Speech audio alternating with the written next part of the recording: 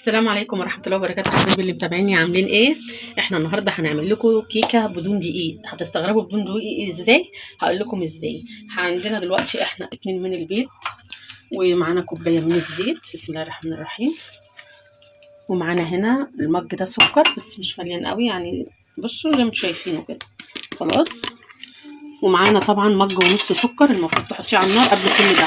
تحطيه على النار تعمليه شربات، اللي هو شربات زي شربات الكنافه والجلاش الحاجات دي. ماشي. احنا دلوقتي هنا السكر والمج الزيت يتفاعلوا كده شويه مع بعض. معانا هنا واحده زبادي، ومعانا هنا كوبايه لبن، معانا 2 بيض ورشه فانيليا. مش هنستخدم اكتر من كده. اوكي. انا بدل ما اعمل شربات عندي شربات مجهزاه دايما زي ما انا قايله لكم في الفيديو عندي. بجهز الشربات ازاي. مج سكر عليه مج ونص ميه. يخلص الشربات بيبقى جاهز عندي بباب التلاجة. شايفين؟ انا قلت لكم ده اكتر من 3 شهور في التلاجة. بصوا جميل جدا اكنه عسل نحل. ماشي. ده طبعا هسقي منه الصينيه لما تطلع من الفرن.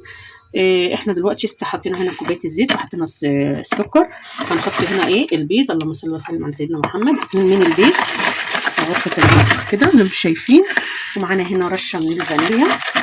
موضوع سهل جدا ومش صعب خالص، هتقوموا دلوقتي حالا تعملوها. ماشي. معانا هنا رشه من الملح بسيطه جدا بس كده. هنعمل ومعلقه خل بس. هنستعمل بقى في دول كده، نخليهم يدوبوا كده خالص. شايفين الزيت والسكر والفانيليا ومعلقه الخل كله تمام. معلقه الزبادي بتاعتي، لا مؤاخذه كوبايه الزبادي بتاعتنا. هننزل بها هي كلها على كل حاجه بتاعتنا، تتخلط كده كويس جدا. خلاص. ومعانا برضو كوبايه من اللبن. شايفين؟ كيكه بدون دقيق، كيكه بدون دقيق. شايفين بقى الحركات والتكات بتاعتنا. خلاص. احنا هنركن دولت على جنب زي ما انتم شايفين، وهنشتغل دلوقتي في معانا لفه الجلاش ده بقى. طبعا ده يعني احنا استغنينا عن الدقيق، هنستخدم مكانه لفه الجلاش دي نص كيلو.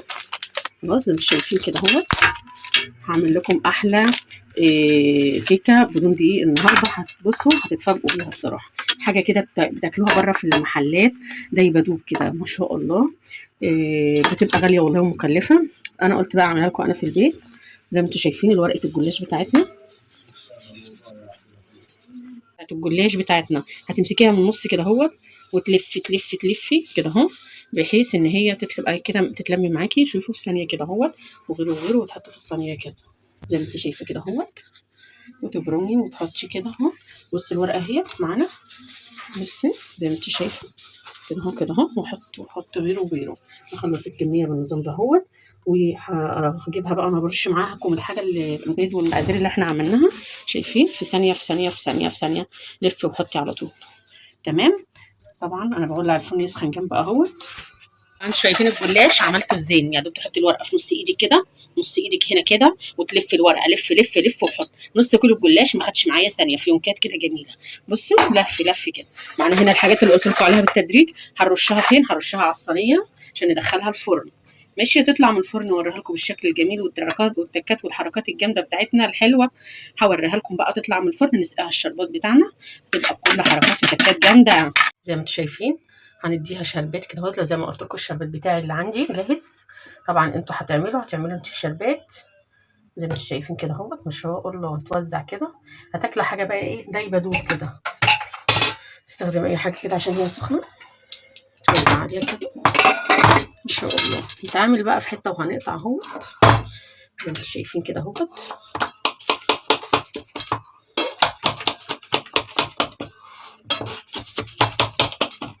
حته فيديو من الاخر زي ما انتوا شايفين. شايفين الجمال والحركات والتكات لها ناسها. واو. شايفين الحاجات الحلوه حلوه يا جماعه. من يومها قطعت طبعا حته كده. شايفين القعر زي الوش ما شاء الله، وطريه. حلاوتها ان هي طريه. بص ملمسها حاجه جميله كده. شايفين هنا هتعامل اهوت ما شاء الله. قطعت القطعه بتاعتها.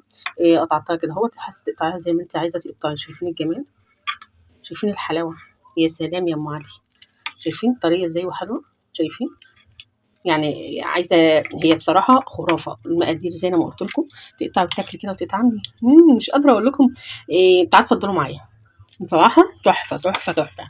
بصراحة ما كنتش متوقعة إنها تطلع جميلة كده، بصراحة ما اكلتهاش من زمان، هفت علينا كده قلنا نقوم نعملها.